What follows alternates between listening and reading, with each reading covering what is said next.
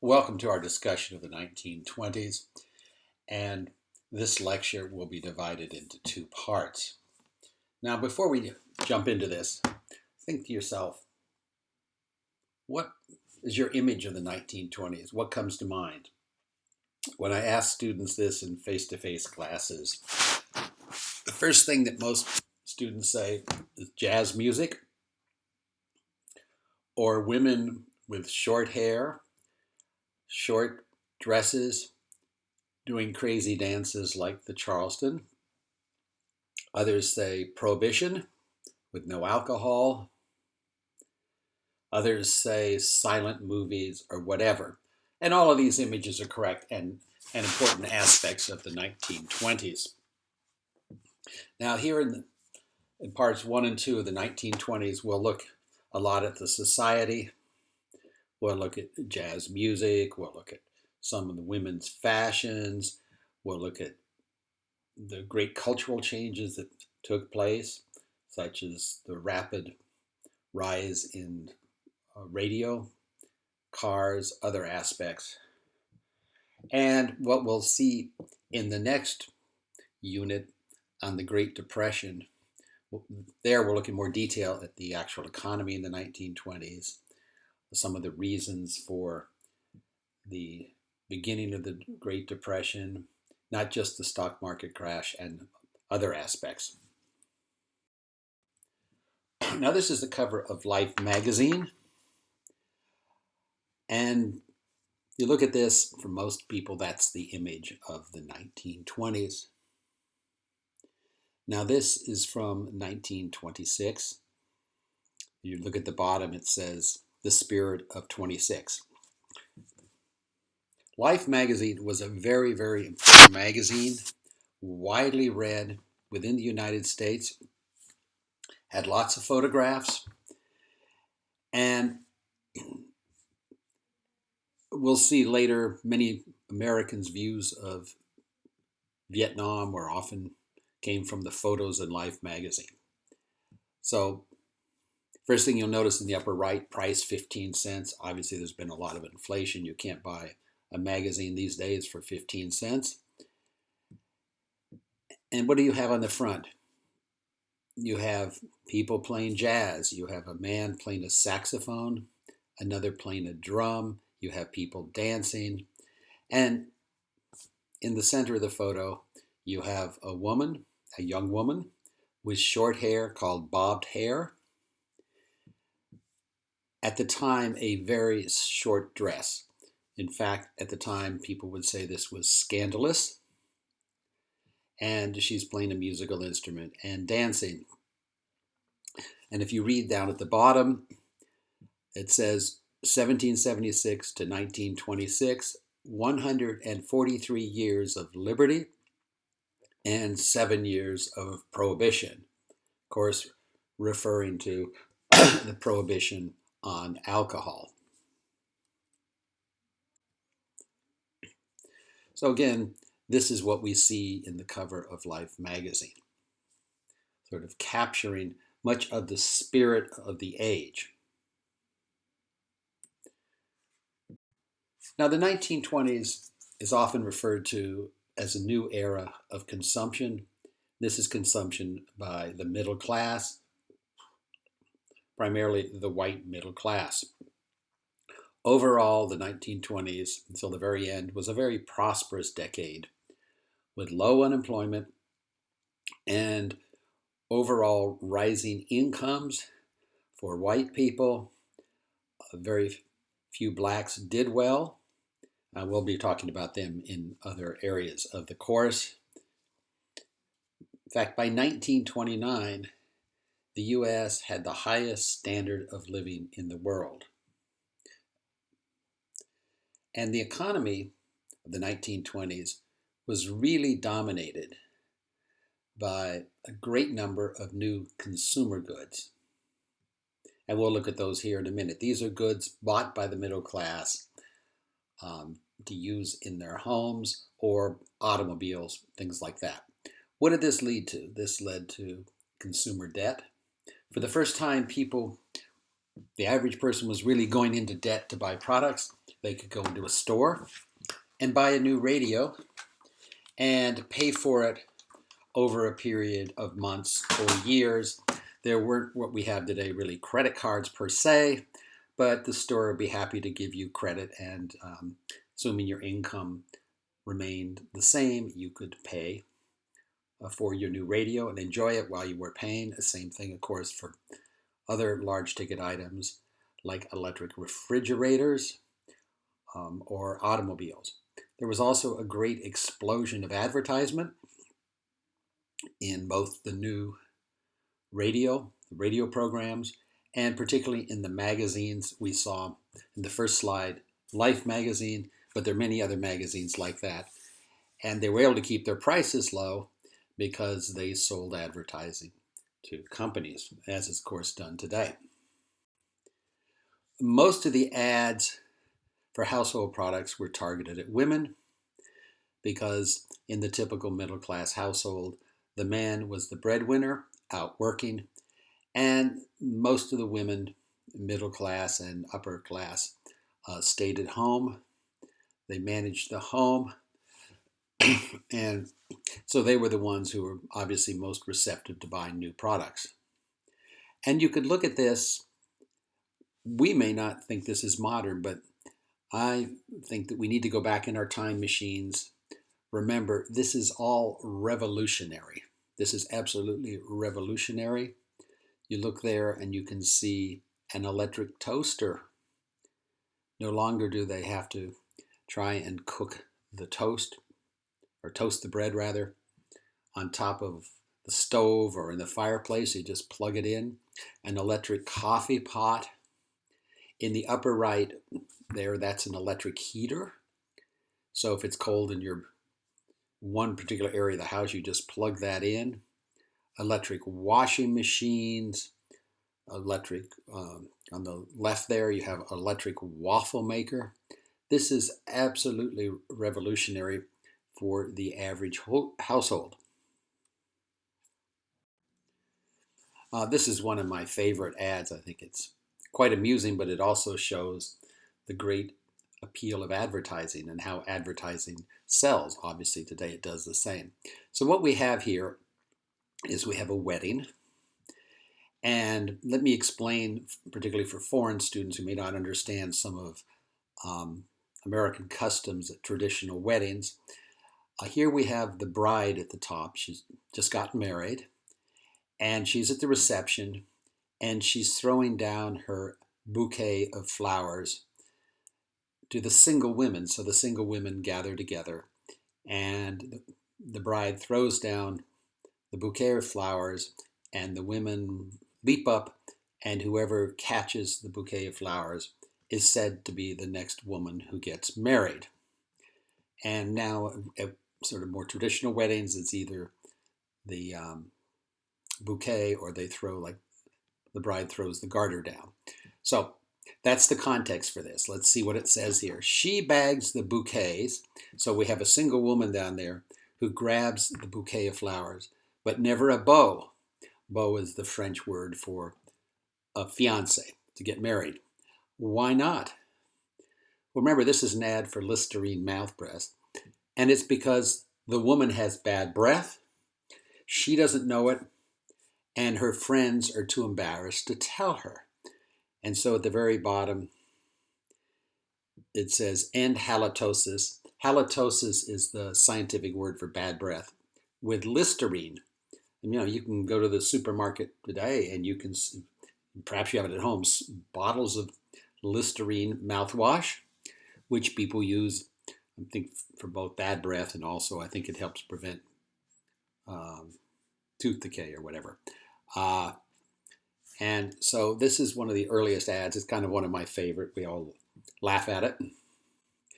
And why was it called Listerine? Well, Joseph Lister was the first doctor and scientist who really used antiseptics, which kill bacteria. And he did that in London in the 1860s, and it greatly brought down the death rate from surgery. And he didn't use the Listerine mouthwash. He used something called carbonic acid, a chemical which they'd been using in London to help clear up the terrible smell from the sewage system. And that was because the carbonic acid would kill some of the bacteria in the sewers. And Joseph Lister came up with the idea, well, maybe we could sterilize surgical instruments and clean wounds.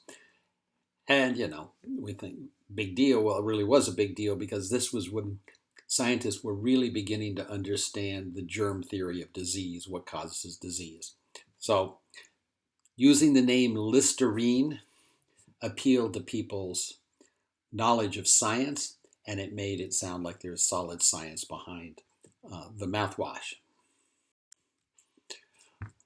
Now here we have just a little girl, cute little girl, who said she wants a bowl full of cereal. This is for Toasties, sort of like cornflakes. Now, going back in our time machines, we have to really understand the great importance of electricity. We take it for granted now. We walk into a room, we flip the switch. We use electricity nowadays for virtually everything, including if we have electric cars, a Tesla or whatever, for charging the batteries in our cars. Obviously, we have to use it to charge our phones, computers, whatever. But in 1920, beginning of the decade, only about 1/3 of the homes in the United States had electricity, and far fewer on farms. In the 1930s, by 1930, 10 years later, about 2/3 of homes in the United States had electricity. This is a dramatic increase in only 10 years. I remember in college meeting the father of one of my friends who grew up on a farm in Minnesota, and he told me they did not get electricity in their farmhouse until 1950. Hard to believe, but we have more and more people electricity. They have it, obviously it's convenient for the lighting, but electricity will also power all these new wonderful consumer goods. And what we have now is what's called a mass culture. The country's really coming together in terms of culture, and particularly culture related to physical items. For the first time, we have stores that we take for granted now that are national chain stores. Walgreens was one of the first. Previous to this time, there was Sears Roebuck, but you could go to a place like Walgreens and you could get discounted prices compared going to a smaller store. This is because stores like Walgreens or Sears or whatever would buy massive amounts of a product for all their stores, and in negotiations with the manufacturer and distributors, they could clearly demand a lower price. And much of this reduced price was passed on to consumers, and so the consumers were obtaining many more products for the dollar. And I already mentioned advertising. There's just an incredible explosion in advertising and marketing. And this was done in the national magazines. Life was an example, Life magazine, but there were many, many more. In the newspapers, the radio stations, and we'll talk about radio stations here in 1 minute, and the movies. People would go to the movies. For most of the decade, the movies were still silent movies, and only near the end of the decade did they really start having movies with sound. But the movies, before the movies start, and at least the movie theaters I go to now, they often have advertisements before the movies. And back then, they'd have an intermission halfway through the movie, and they would show advertisements during those movies also. Now, radio, here we're talking about AM radio. FM radio came in a little later, but sort of the standard radio broadcasts you could listen to in your car radio. And this started in the very early part of the decade, and national radio networks were set up with the same programs broadcast throughout the country. This really served to unify the United States. People began to think of themselves more and more as Americans. And it's very interesting, linguists who have studied regional accents in the United States now begin to see slowly the development of sort of the quote standard American accent, which is sort of a Midwestern accent. When we get to the 1960s, I'll have you listen to a speech from President John F. Kennedy, and you can listen to his Boston accent. It's very marked. But until this time, people really had strong accents from their region, and the radio helped start to make a change because they like to have sort of what they call the standard Midwestern accent. So you had live music. Prior to the radio, the only way you could listen to music in your home was by having someone come with a musician with musical instruments show up in your home. And if you've ever visited older homes in the United States or in Europe, homes built, really before the 1930s, these are wealthy homes. You can go visit, and you'll see there's always a music room, a beautiful room set off, a separate room, and there'd be a piano there, and some musicians would come in and play music, or maybe a singer would come in. But now the average person could turn on the radio and listen to music. People could also listen to the news. Well, newspapers continued to proliferate. They were very, very important. But you could listen to the news with updates on important events. And so the news, people became much more aware of what was going on. And there were many ads. The radio broadcasters in the United States were private companies. Their income was by selling advertisements. There were many comedy shows also. You can actually go on the internet and listen to these. And think of people at home. This was a dramatic change in their lifestyle. Also, sports were very, very popular. Many people enjoyed listening to baseball and football games on the radio. I don't know about all of you, but if I listen to a football game on the radio, I don't have the same experience as watching it on the television, because I much prefer to see the plays, but obviously they didn't have that option at that time. And then we also start to have, in addition to news, presidents of the United States start using the radio for addresses. We'll talk about this much more detail when we get to President Franklin Delano Roosevelt. But what we'll see now is people realizing this is a medium to reach people in their homes. And again, as I mentioned, this helped create a sense of national unity and broke down some of the regional accents.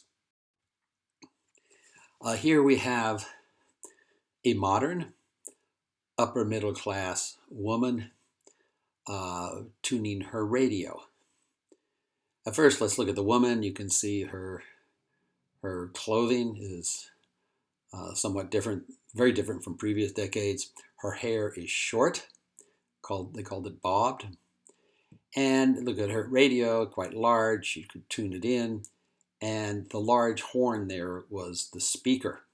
But it had reasonable reception, reasonable fidelity, and for music or the news. Here you have a less wealthy family, but still relatively well off. You see they have wallpaper on the walls.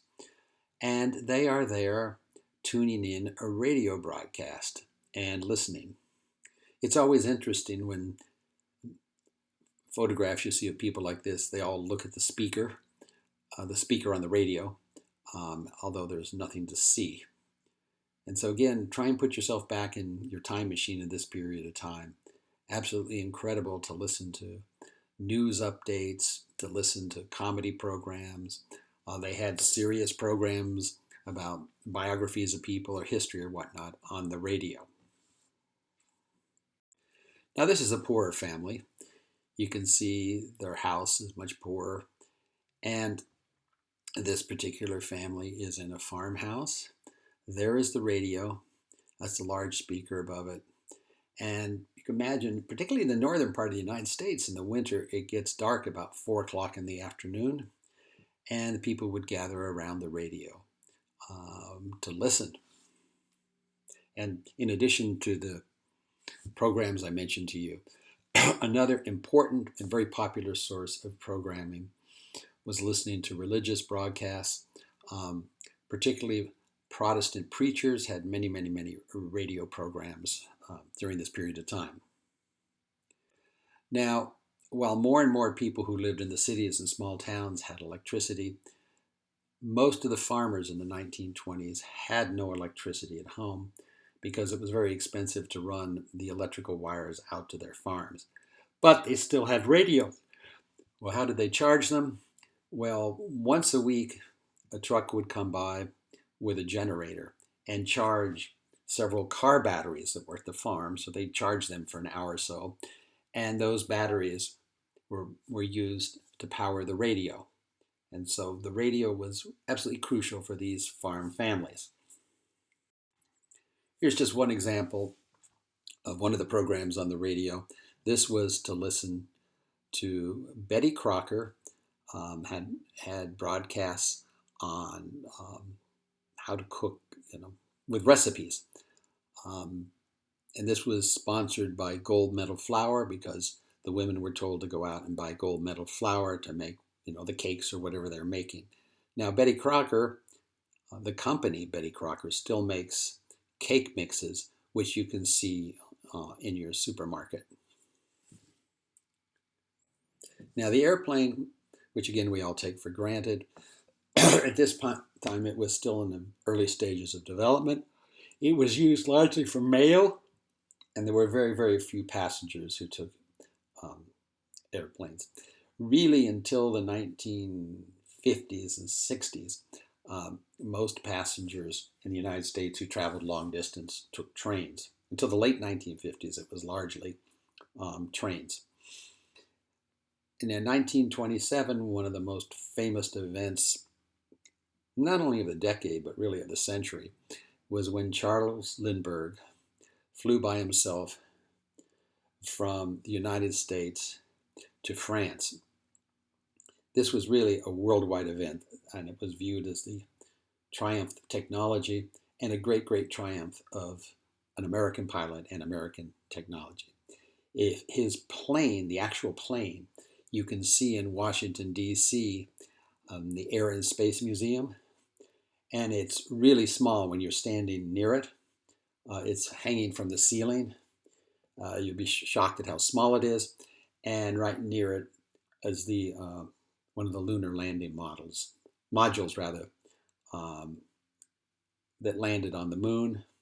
It's not the actual one that landed on the moon because that one sort of stayed on the moon, the bottom part of it, but the rest of it. So you can really see in less than 100 years the great, great advances in technology for aviation.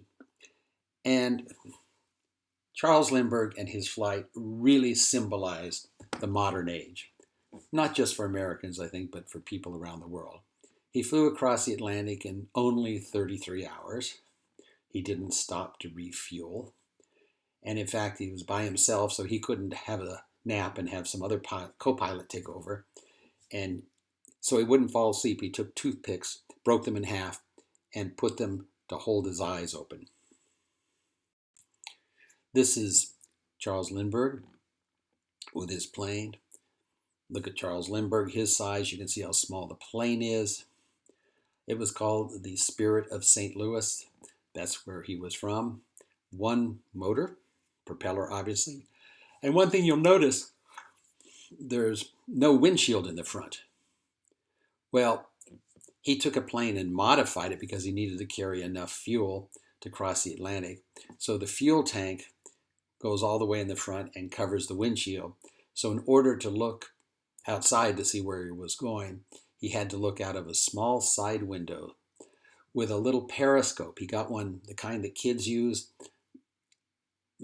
and he'd look out look out the side to see where he was going. And obviously, he had no modern, what we consider modern navigation equipment. All he had essentially was a compass. And this is a very, very famous flight of his plane circling Paris in France before it landed. As a result of this flight, he became a world hero. This is one of the headlines at the time. Lindbergh's Paris trip makes him a world hero. This is the New York Times. Lindbergh does it to Paris in 33 and a half hours. And the cheering French carry him off the field. In fact, as he was flying, people all over at least the Western world were listening to progress reports. He took off. He was last seen leaving Canada off, and then he was picked up. Someone saw him over the coast of Ireland, and people were huddled around their radios throughout the US and Europe and saying, oh, he's now across the Atlantic, he's over Ireland. He could have landed in Ireland or Britain, but no, his goal was to get to Paris. And so people knew when he was going to arrive in Paris. So tens of thousands of French people went to the Le Bourget airfield, and when his plane arrived, they mobbed him, they carried him off, and he became what I could only describe as a world hero. Here is his return to New York. This is called a ticker tape parade. The ticker tape was little pieces of paper that came out of little printers with the stock news, the stock market. And we'll talk about the stock market in the next class. And people would take it and throw it down on the parade as celebration. So he was really, really a world hero. Unfortunately for Mr. Lindbergh, several years later, he and his wife had a baby, and he was very wealthy because of all the public appearances he made. Someone put a ladder up against his house, climbed up, took the baby, kidnapped the baby, and left a note asking for ransom. It was never quite clear who did the kidnapping. Some people think it was the gardener, but in any event, they found the baby's body. Later, it appeared that the baby had died going down the ladder. The ladder had broken, and so it was really a tragic, tragic life after that for Charles Lindbergh. Now, my classes, face-to-face classes, I often ask the students, do we really have a world hero today? Like Charles Lindbergh. And most students have to think, and they never can seem to agree on one who is like a world hero like Charles Lindbergh. Perhaps you can think of one. Now let's mention the automobile. Well, the automobile was invented before the 1920s. There were around 8 million automobiles on the road at the beginning of the decade, but it increased over 10 years to 23 million, a huge increase in automobiles. And they, of course, were fueled by gasoline, as the vast majority of cars are still. And there were major oil fields in Texas, Oklahoma, some in Pennsylvania, Wyoming, and California. So there's a huge increase in oil production in the United States and refineries to produce gasoline from the crude oil. And in fact, by the end of the decade, the U.S. produced the vast majority of the world's petroleum, some 70%. Now, Henry Ford, who you've all heard of, was well known for starting the mass production of cars with his goal to reduce the price, standardization, and of course, he didn't invent the assembly line in factories. Those had been used in the stockyards before and some other places, like bicycle plants. But he used the assembly line to have the car move along, and a series of workers would just do one or two tasks. and it greatly increased the production and kept the prices down. He also kept the prices down by having the same model of car. He didn't believe that there needed to be yearly changes as we have now. And so the prices actually decreased over time, which made them more accessible to the public. And Henry Ford was an interesting fellow because he decided that he was going to greatly increase, all of a sudden, the wages of all his factory workers. And so he paid far higher wages in his factories than any other industry did in the United States. And his reasoning was, well, if we pay the workers more, they'll have more money to buy products, whether it's a radio or one of our cars. This is a photo of the cars leaving his factory.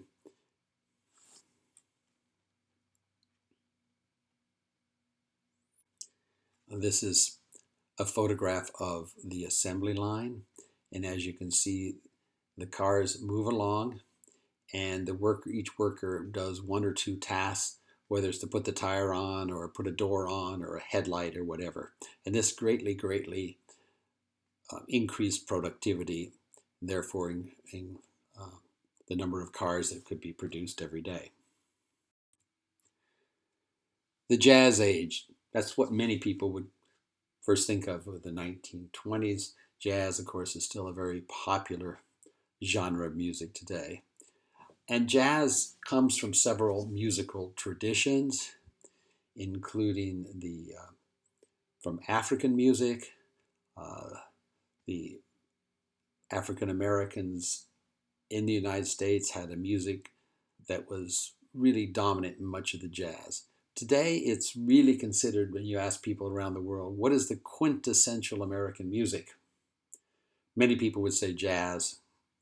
Others might say rock and roll, but I think most people would say jazz.